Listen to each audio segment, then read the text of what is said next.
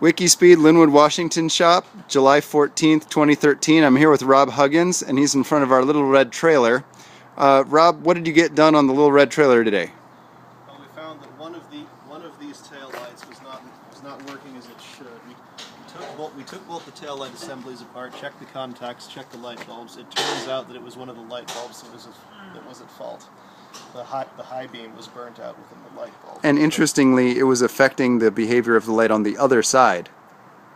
So by replacing both those bulbs, we seem to have solved the problem, except for one running light, which doesn't seem to work at all, no matter what we do. Yeah, even replacing it with a fresh bulb, that running light just does not seem to work, even though its contacts have been cleaned and it seems to be wired continuously. But that running light does not appear to be required for road legal use, as the turn signals and the brake lights work. Correct-ish? Yeah, I'd say that's all. Okay, awesome, Dr. Huggins. And then here's John, and he's been working on the brake pedal installation, the steering rack installation. John, what did you get done on the steering rack today? Well, we finished making the other bracket. Mm-hmm. So that's the bracket right down in here, this aluminum L. We made the other one, actually. Yeah, this one. Yeah, this one was cut and drilled today. I had to drill new holes on the top one, so. And we've been bolting it on together with washers and lock nuts. Right. And it's almost all bolted in. Yeah. The next step is to see, can we connect the steering column to the steering rack when it's at this angle.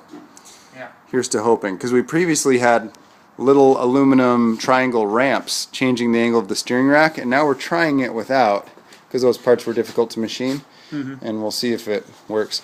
John, any tips you'd give someone somewhere in the world who were cutting those angle brackets?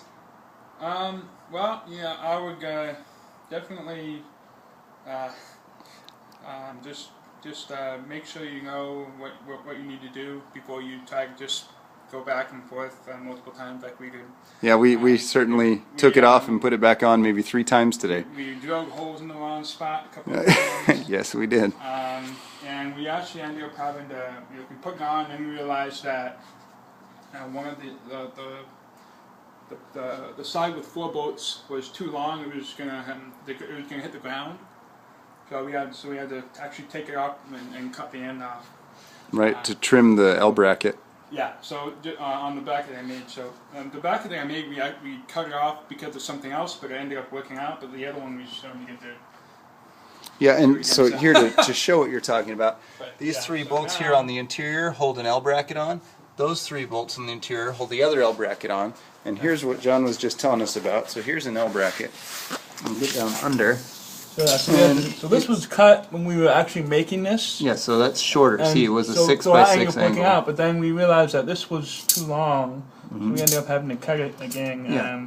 The L bracket was the lowest point on the car for a little while, so he Yeah. took that off and cut it, made it fit. We had enough, we had enough material space to cut it off. So we were fine on that. So now it's just this little part. It's the lowest part on the car, but that's fine. It's getting Yeah, good. it's looking good. Yeah. So all we're gonna do is finish bolting out everything, and then we can try and figure out if this will work. Yeah, if the steering column and the steering rack will connect, and then that would be a successful build party for Sunday. Right. John, thanks.